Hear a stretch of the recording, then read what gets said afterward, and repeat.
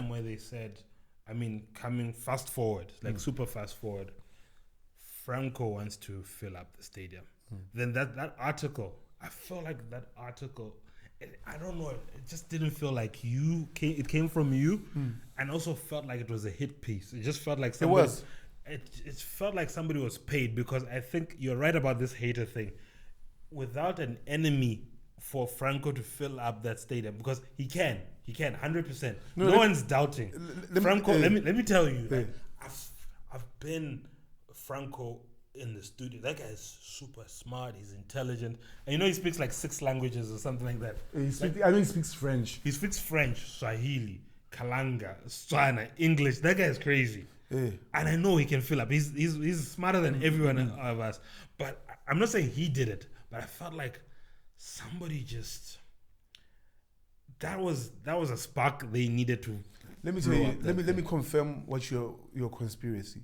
It's 100% true. This is what happened. Before that article, it had been more than a month. Franco talking about filling up, and it had not caught traction. It was very low key. He would post, and he was not very. His page on Facebook was not really active. Yeah, he would post, and it would get a few likes, and it was just under the radar. Yeah.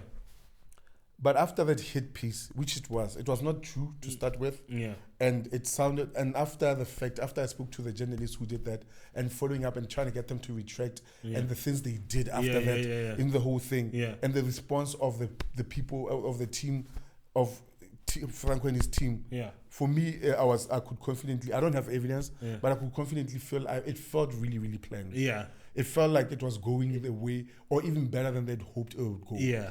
Because now everybody just like sheep just fell in line. Because I immediately told people, guys, I did not say this thing. This is not a true thing. Yeah. But I was telling someone that Botswana, unfortunately, we don't know how to love. Yeah. We know how to hate really well. Yeah. In the sense that, as part of my movement, I benefited from that too. The I Know Kast movement was not about loving Kast, it was about hating Casper. Yeah. You understand? Snap. Snap. Yeah. So it didn't feel right, man. It just felt like, no, I don't think he would have said it. But by the time I started seeing the comments, everybody's just going. You know what this guy? You know what this journalist guy did? So he calls me, and at this time I know why he's calling me, but he thinks he doesn't know why he's calling. Yeah. He asks me about everything else, and at the end of the conversation, he's like, "Oh, by the way, Franco because no, but." So we could do that. No, I don't think we can that lebala. Event there like stadium but it's in lebala. So this guy I will that part. I don't think lebala. But I like if Kast says can't fill up the stadium. Those are not the same things. And I've never to it's going to make sense to that person. I'm like, no. As a journalist, I assume you are learned to an extent. And because the headpiece, I think, obviously there's that article, but the headpiece, the headline, Kast said he can't fill up the stadium. Then Botswana was like, where did I say that? Where? I don't know. My brother. And for me, it sounded calculated. And I think the thing that broke my heart more than anything was the fact that Franco did not even address the issue because he knew the truth. Stop, man. You know, I think for me, him posting saying what for me, it felt like, okay, no, this is a guy working like a big brother, and he's there, not protecting me, but it's in need. Yeah. And when I looked at, and some people told me, no, dog, this thing was planned. Yeah. This thing was not felt really planned. And I went to the newspaper. I told them, listen, guys, retract this thing home. They kept saying they will. You know what? When you're calling an office, your line is not being picked. I'm like, this is the weirdest thing I've ever seen. Yeah. But it was a hit piece, my guy. And unfortunately, in this country, stuff like that works. Yeah. It can't just be purely on merit. This is home. But at the same time, man, we changed the mindset. When we did the first Labala, people were saying it's impossible. Yeah. I remember the one where you had to cancel. That's 2016. Yeah, 2016. At that time, I was doing the merch. I was doing the merch. Yeah. And I totally forgotten about that. Like before you mentioned the fact that you're doing Tlaza Lebala merch, I was like, I've forgotten about that, dog. Yeah. Yeah. Man, you know what I was trying to do? I think we spoke about it earlier. I was trying to turn the Excalibur thing into like a because the way I realized, like, if we have video in house, if we have merch in house, if we have graphics in house, we can move further. But now I had worked with these guys for quite a while, and at that time they were not really feeling the same vision. A lot of things happened. But I was just like, I need to get this whole merch circle sorted. That's why I reached out to you. I reached out to Bali. I was talking to Bali early with the bucket hats. Early, but that couldn't move traction. So I'm doing the merch with you, and I'm talking to Mox about it as well. Because I think I started also just rocking with Mox as well. Mox is the guy who ended up doing the 2017 line. Yeah. He did a great. Are you still working? Yeah, we're still to this day. Do you know how I met Mox? It's the funniest thing. Tell me that story. It's around the time I know Kast. Yes. And I'm driving out of Rail Park. Yes. And there's this guy because go now I keep school what I'm say by Kast. I'm like, that's dope, my give me the t-shirt. I've no given the t-shirt like a spanner that. I'm like, for real, this is dope, my G. Hey, no, sharp, hey, we exchange numbers, make it back. No, tell me if you want to do t-shirts. I'm like, okay, cool. Okay. Then we started I'm misremembering, and who can do quality t-shirts. And I think my soon time, get some guy go home. Then we find out because we were talking about the same guy. I was trying to get options, so I thought, can I some guy had the mock? So I thought, no, some other guy had no, this is the same guy. The same guy. Then it was just okay, no, but we are there. That kind of maybe it's a way. The mocks. Then what Mox actually did was the first 20 Tlaza Lebala t-shirts. He did them for free. He got t-shirts and Awadi printer. Mox is my G. Then he gave us the t-shirts. We sold with those t-shirts after they sold. They sold fast. We took that money, then started making more t-shirts. Then we were paying him for the to the point that I think at some point he was like doing 2,000 t-shirts, my dog. Like we did so many t-shirts. That's crazy, man. So I thought Mox, the thing is, I was just, this whole thing of just brotherhood and stuff. So I go to Mox, after the whole thing is done. I'm like, Mox, with this thing, did you snake me or did you go behind my back and go to Kast? No, then he told me the same story you told me. I'm like, no, it is what it is.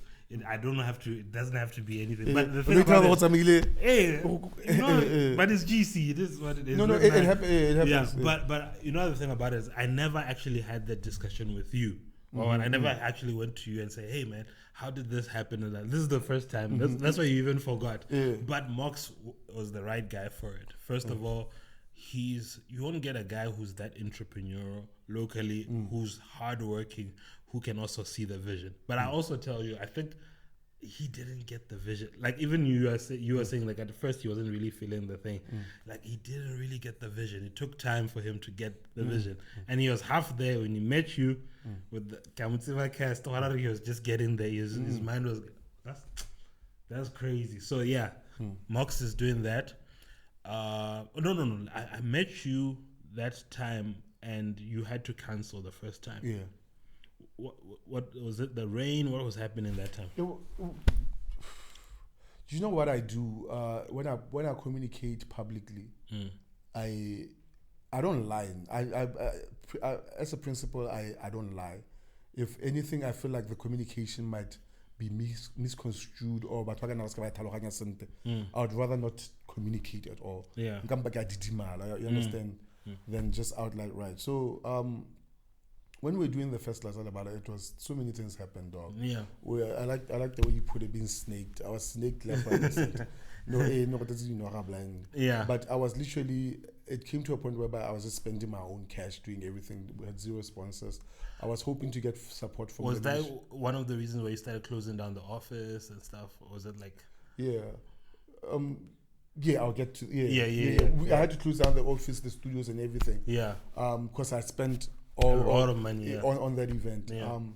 So we spent money on that event, and we had been promised the venue, but last minute the venue guys are because we're willing to move forward. Like I said, we've spoken to artists Because let's just move forward. I'll get sound there, then we have a venue. Then it got to a place where I had to actually even go to OP. The reason I got the venue that when I got it was a call from Office of the President. And this was on a Friday, event on a Saturday. To have cover a stadium takes 3 days. Normally when you're doing an event on a Saturday, it's Wednesday. So that by Friday, it's do a sound. But we started on a Friday and after lunch. So I'm getting guys. So we're literally. That's a lot of work. So they start doing a lot of cover. We're having the forklift. It's just labor and financially intensive. We're just trying to get when it was but sound the last minute that I pull him back. Dude, it was like it was crazy. Dog, if I did not die that day. 2016. I remember on the Saturday morning. Then we're not even a quarter way, dog. We're not even a quarter way got to have cover. And we're trying to coordinate but let's say the sound did nothing was sound immediately. So when we saw that Kanya sound there, like about 9 minutes starts raining cats and dogs. Starts raining hard. But we don't stop. So Kakola Malay have covered hey man, we got everything but we're doubling the price. But we can continue putting the tough cow. So hey gentlemen, please tell me push us let's push on. But some guys move my team, go about the soup to go and let's also end out gonna meet the sound guy and what mobilization fee. At this point I'm out, I'm trying to get my It's crazy. So sound be here like libe pega. So I would have known this guy tells me no. Like I peka hala we tell us pula maka one kana two go start setting up. Okay, cool, we're standard.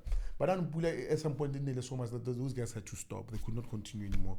So it was no visibility way me. So they want to get I remember just being stressed out. I think it local stadium about 2. Sure. But what is Spanish but one like piano hasha but well just go put your head down. Because how boy. I remember getting home, dog. I felt like I was floating. While I was sleeping. And I remember Kicho Hakabu, Kichakana with terrible 6. Keeps on taking my sentence. I can check out Pule and I got still raining. I think it stopped. I think it finally stopped raining. 8. If I remember properly. But I sound if I start now, but for sure I hit a couple 7 and I guess I was 7 with a sound check. So we're having meetings about this. Should we just continue? Tough cover on halfway, but what's the diamond when I have a happy people? It was like tough cover and but it's just a whole lot of it's just drama. A mess. And and I remember just telling guys, let's have postponing. I think I'm too slow. We just never changing the room more whenever we're typing the qualo we're putting up on Facebook. On party on Facebook. But what's my ticket in my ticket back guy and they forget what I'm a nerd and I keep records of everything. You know, people you remember I don't even remember how many when I was being attacked about the refunds. It was crazy, man. I came around the morning. I think I was with V when we just entered. The time I hugged you, then you were clowning me. I was trying to be a nice guy and hug you. You're like, man, that was sentimental. But I could tell that, bruh, this guy needs a hug. And V was team. Let's continue. Let's just do it. I remember he was just like, yo, man, I just told you to continue. These things, man, pressure like that. I remember that. He was like, But V had your back, bro. It's just that he wanted it to. He just wanted us to continue. So it was the hardest decision I had to make. But I was thinking, for me, it was not all about me. I was thinking, like, dude, this thing is bigger than me. Let's just do it properly. I'll deal with the cost thing. I can imagine. And then we started trying to do control, trying to find out who had bought tickets and home. And we kept getting people on Facebook. But you know what I did? I did a really smart thing. The tickets didn't need the code. So all the guys who were selling tickets and who had tickets, they didn't put any codes up on it. So and I remember we had artists, we never said artists like a few tickets each to give away on social. So we're getting people are taking every time I would hear. So I'd search more Facebook. Yeah. Then I'll find someone. I go, hey, take it. Hey, we can do Then give me your code. Then I'm like, hey, go man home. And dude, 100%. I'm telling you, I'm not even exaggerating. 100% of the people who are taking us had either won tickets or not, had not bought tickets at all. It was just guys trying to get refunds, or just trying to. Were there any genuine refunds? Yeah, they were. They were. But they were not attacking. They were very. It was minimal.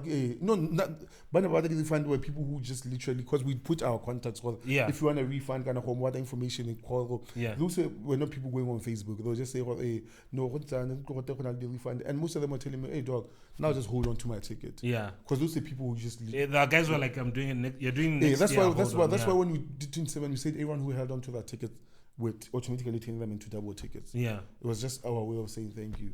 But I'm telling you, 100% of the people that were not legitimate. Yeah. Because I'd call someone that's now and they were like the rudest people. But as soon as they pick up why it, because they didn't know how we would know. Yeah. I remember telling someone, no, take it to you. Because I'd make the calls myself. No, take it to an artist. How do you? And I would know whether they can tell. This is the same person, but it's where you get that? Where you get that in the? Because that was like a tough. Obviously, the drama. You got thick skin for sure, but there's drama. Obviously, like even though you got armor, something still pierces. Then you have the toughest time. The things that pierce make you even stronger. You lost the money, and now you have talking to people directly yourself for refunds.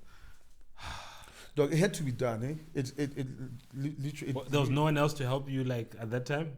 I felt like it was more important. Like when someone it made more sense. Yeah. You understand? Yeah. When they speak directly to you, it made more sense to them. Because this guy actually took the time to. Home, because I would apologize and tell them and explain to them and ask them, do you have any other questions? And and at this time the kolotaba took home. So I'm literally you understand? And your family at the same time. Dog, it was like so. Someone will be shocked. I feel like I've been broke since 2016. Like genuinely, and people ask you, okay, no, but you had a big event at 2017. Yeah. But there were issues. Let's talk a little bit about that one. What made you feel like walking? Like what made you feel like, hey, I'm gonna walk? So people will accuse you of all things. People who don't know you will go online and feel comfortable telling people, no, like people. I don't know why people psychoanalyze people from a distance and have answers immediately. Yeah. And there was a number of people who felt like what I was doing was not genuine. I don't know why. Yeah. So for me, the walk was like a demonstration. Yeah. But it was a silent protest. I was actually protesting the Ministry of Youth and the minister at the time. Yeah. Because I made a decision where I'm not going to go out and attack a government department because then I get attack a government. But my problem was with an individual, but they represented the department. Yeah. So instead of speaking, I decided not to speak out. I was like, I'm just going to. It was sort of a silent protest in that sense, but it was also a demonstration of dedication. I was trying to show people, guys, this is how serious I am. I'm not a big fan of walking. I have crazy calf muscles, but the muscles on my calves tense up. Like some walker, I struggle to walk more than your average person. Yeah. I can walk a significant distance. Until I get to my legs, I want to break. So I remember just sleeping and thinking, what is the hardest thing I can do to show people how serious I am? Then it just came out of me. You wake up, then you tell wifey, hey, wife, can I want to? Hey, I want to do it home. What does she say? Dog, I think at this point, that's like, this guy. But everyone who's close to me was telling people, guys, this guy's gonna walk. Dude, I want to say this. You have an amazing wife. I gotta say this. Like, she stood by you for a minute with a lot of crazy ideas. Yeah. And these are the ideas that are seeing the light of day. I know because I'm married and I got crazy ideas. And some ideas that go to the public are the ones that see the light of day. What about the ones that have to be refined a little bit and come through. So, man, I just kudos to her. Yeah, because I'm telling you, dog, she stuck around. I've been broke since 2016. I'm telling you, people don't understand. People might not understand what I mean. Like I've been broke since 2016. Yeah, because before that, you were there. You know. Yeah, I was running a fully fledged studio in an office. Yeah, I was doing projects for government and embassies and Homo. Cash flow was not a problem. And you are letting, man. And the people closest to me feel like this thing that I love, which is the music industry. Yeah. As soon as I wanted, because I was doing Kast Foundation, I was doing a bunch of other projects. Yeah. And when I did that's about, I was thinking about I have an arts mandate under Kast Foundation. Yeah. Let me do an arts project. Yeah. You understand? So as soon as I got into the arts, that's when it seemed like a qualama again, like a kopama. Yeah. So the people closest to me sometimes don't like this industry. Yeah. They feel like robbed you of they've seen kind of your pain, and the people closest to me know how much I love this local industry and how much I love this country and how people take it. You understand? People more people to this day there's still people who make fun of the work.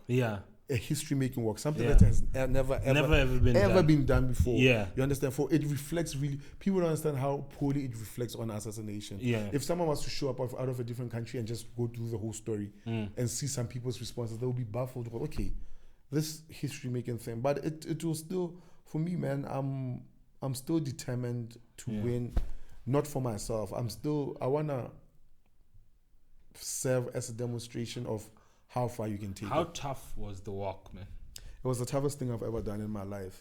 Did it twice. It was the toughest thing. Okay, the first 1,000 tougher than the second? Way tougher. Way tougher. Way tougher. Because it's a mental game. Yeah. I mean, I think the mind has supremacy over the body. Generally. And it's about mental toughness. Working is like you are meditating all day. If you're working for 8 hours, it's like you'll be meditating for 8 hours. It's I think if I was to be hooked up to do it, it's like the neuroscientists will see there will be breakthroughs in that science, because I like. But at the end, when you break through that wall, the first wall, the psychological wall, and you are comfortable, and you know, when you are on break and you're not working that day, you feel awkward. When you are in that state, the level of peace that you get and the level of patience. People have always said I'm patient. I think I'm even more patient now. Because of that thing. Like, walking is such a slow thing. Distance here the whole day is something, it's the same distance you would do from 6 to 6 for 8 hours. Or 1 hour for 30 minutes. It's the same distance that you do in 15 minutes in a car. That's it crazy. Demonstrates how slow walking is. Yo, but Francistown, right? Francistown, that's the first walk. I think you're coming from Mawoong, just got there. You had no idea they were going to bring your wife and kids. I had no idea. No, I was like, dude, like your mom. And my wife said, not only did I smell differently. Okay, I wasn't funky anymore from the road. But I smelled and felt differently. And to me, you had lost weight. Just that first 500, I think. I lost crazy weight. And I saw my wife and my mother and my son. Intellectually, but I was a different. Like, you changed. I was a different person. For me, because I was working. People would come and take pictures and go away. It felt like my wife and kids felt the same way. I just knew they were coming and going. There was not that attachment, and it was weird. It felt like, even she said the same thing. She told me the same thing when I came back. Well, it took 2 weeks after I came back for her to feel like getting a hype. Sure. Because you change as a person, you become a totally different person. Snap! But I saw you just so joyed to see them at that time. Like, I was watching it. I was just like, this guy loves his family and the family together. It was such a precious moment. Dog, I was so shocked. Like, it just came out of nowhere. I was like, hey, and we're just coming out of meetings, because it was like, for me, I couldn't stop. You know. We had had meetings doing damage control. Obviously, when you are working with people, conflict, the manager and we'd already started getting artists.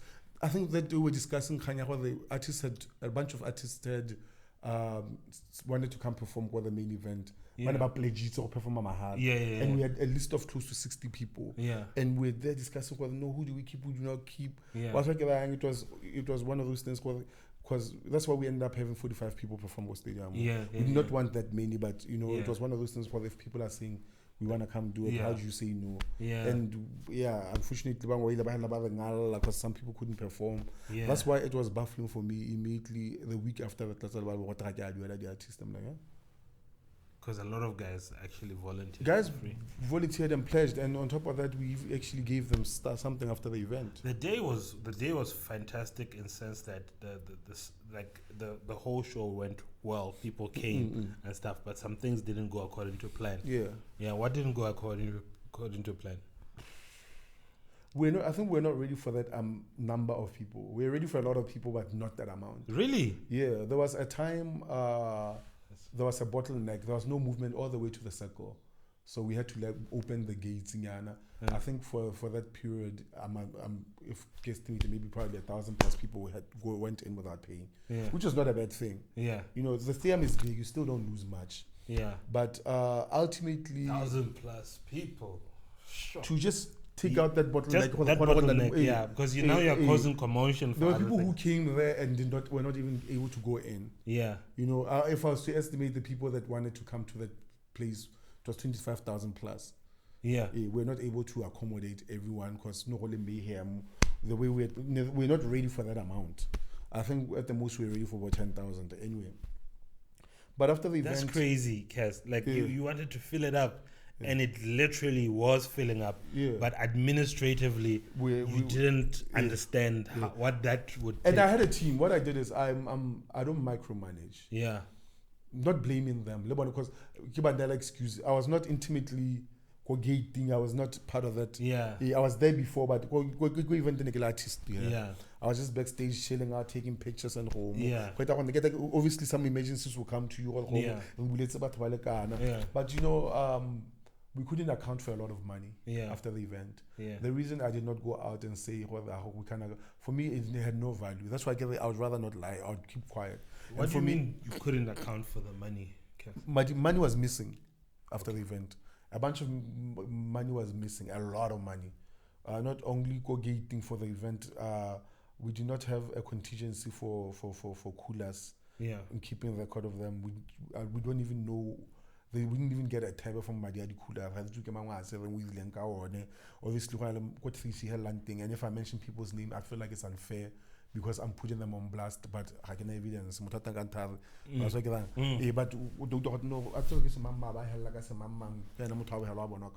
you ask, like we had so many, we're not ready. I think we did a really poor job of managing the money, and for me, that's all I saw. If I get on social media, to me, I feel like I'm punking myself. I'm saying, you guys supported, you gave me manager this thing. So for me, that's all it was. So I felt like we did a good job. We filled up the stadium. It's a good, for me, it was a first step. Yeah. So let me not complain. Yeah. Let me not come out. Let me not come out on media. Complain. Let me rather be thankful that the Ministry of Youth is happy and they're promising to make us a calendar event, which is another story for another day. And we can keep doing other events. They're promising to sponsor Francis Town and Maum, which they end up not doing, unfortunately. So I was thinking big. I was thinking, because when I did Plaza Lebanon Home, unfortunately I got labeled a crybaby. But I know. But the mandate was. I know who called you. But the mandate was the opposite. Yeah. I was tired of complaining. I just wanted to do. Yeah. That's why I walked. I was tired of complaining. I just wanted to do. Yeah. That's why I organized the event. I was tired of complaining. I just wanted to do. Yeah. That's why the issues are gate taking after balancing and double checking. I felt like I'm not gonna go on social media and complain. I'm gonna keep it moving.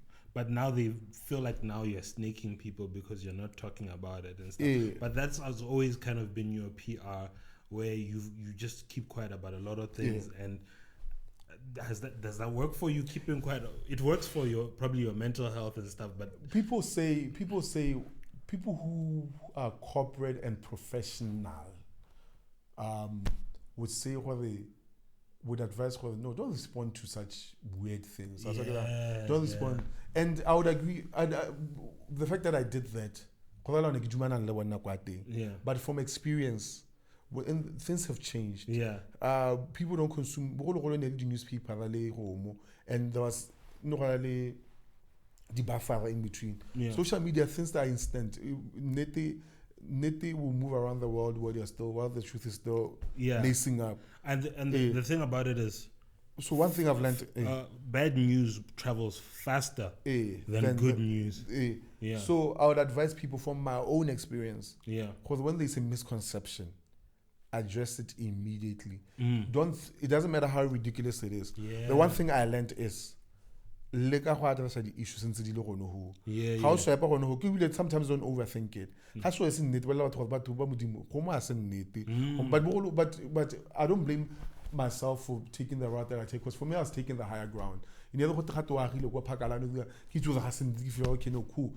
My thinking was, even if Kabele nnete mathata thinking ke mang eng wa so ke rang these are the same people that will see Kast on top of a Bentley and say goals inspirational. Why is it when Khaile Motswana go torekile koloi ke eng nna go tshwantse ba senyeditse mo kana no kile mo. So for me, crazy. I wasn't addressing it for two reasons. Because it was not true. On top of that, even if it was true, but some people started using the artist's home. It was not true. And for me, it felt bad where some people were not even coming and defending me. But one of them actually said, "Hey dog, but you know, because some of them were actually afraid of being attacked.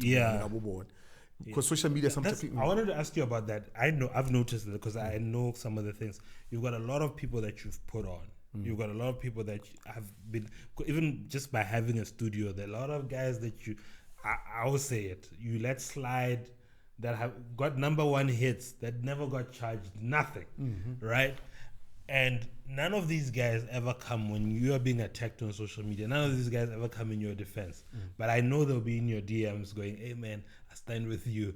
Like, well, how does that make you feel though? Hey dog, what's again? Like I've said, I've always been in the music industry. I have no expectations. When I help someone out, I don't do it you don't owe me.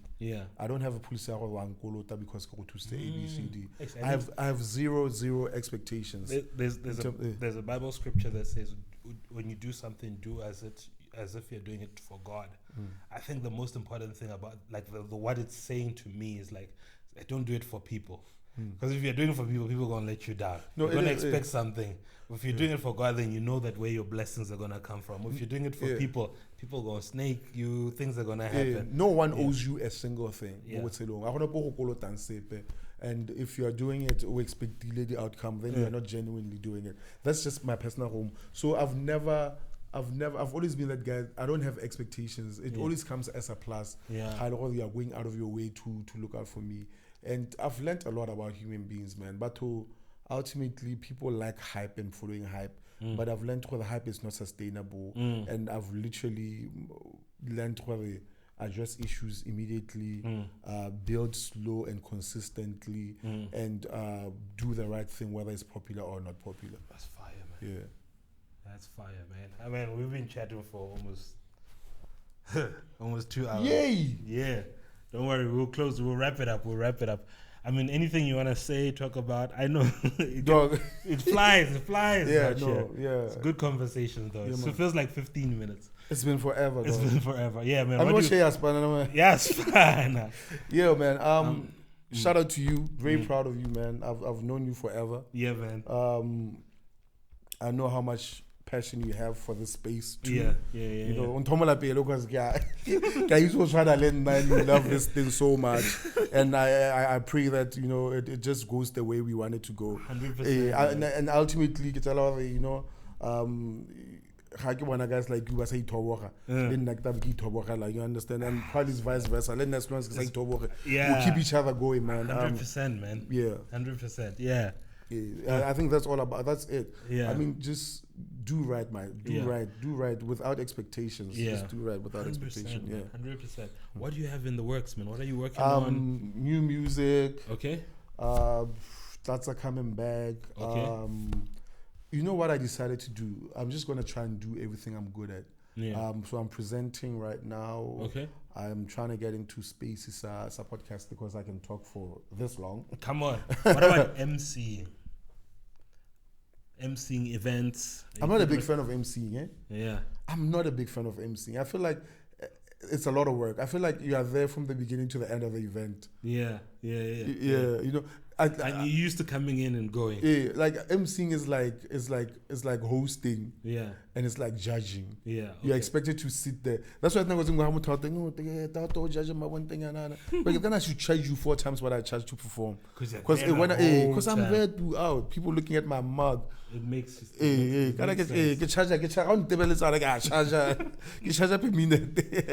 makes sense. Yeah, so okay, yeah. So you're doing some presenting. I like presenting, I like speaking. I'm a motivational speaker and a life coach. Yeah. I want to get back into the space more. I wanna just. It's been a while since you've done I haven't done that in a long time. Yeah, I wanna get back into projects that are social advocacy, sexual reproductive health, socio-economic issues. I just want to get back into those things. So I'm doing a project called Impact the Mudikolong. Hopefully in the next 2 weeks I'll have 2 schools that I'll be hosting and doing trainings to social entrepreneurship. I'll do junior schools as a start, just to get my feet wet, and I just want to get back into that whole space. But I'm doing too many things. I'm trying to scale down, but at the same time manage my time in such a way that I'm able to do a little bit of everything I like. Also have some time for family and stuff. Yeah, always. Last one, I see your son looking like he's going to be a rapper or going to be some kind of musician. Yeah. Now 3rd generation kind of thing. Like, are you guiding him? Are you giving him the ropes? No, I'm not. You know what? I promised my wife that I would not influence my son to get into the arts in any way, but somehow he's found his way into the space. A few months back, I was listening to beats. Someone sent me beats, and he came to me. He's like, who made that beat? I'm like, no, so and so. He's like, it's like, you think you could do better? He's like, no, let me send you something. I'm like, you're sending me something. It's like, yeah. What's up? Your son sent you something. It's like, it's like, send me a beat. I'm like, oh, okay, cool. You know, some other day he calls me. He's like, no, can you listen to this? And he starts spitting. I'm like, okay. Sure, then what's your wife He's saying? He's spitting better. Like, he's spitting. And she caught feelings, but she was like, if it's... Because the argument was, we don't influence him. We just let him do what he do. Okay. He's a bit uncomfortable. Like, he recorded something. Yeah. A verse. He's not happy with it. Everyone hears it and it's like... Because Happy has a deep voice. Yeah. So he doesn't sound like a 13-year-old on track. Yeah. So, but then he's not happy with it. He feels like he could do better. But But it sounds dope though. Yeah, so but don't be surprised. Don't be surprised if end of this year, beginning next year, he drops something. Snap! I can't wait. But I didn't put him into Rome. He just found his way. He just found his way. And because if he can do this, that's the rapper mentality. Even the small one, you give him. You know how kids are. Yeah. He's excited about something. He turns into a song. He walks around just. Yeah. So it's music. That's amazing. Yeah, they get it from the grandmother. Definitely 3rd generation. Yeah. Come on, man. Yeah, man. Kast, man. Appreciate you, man. One love, my dog. Peace. Blaka.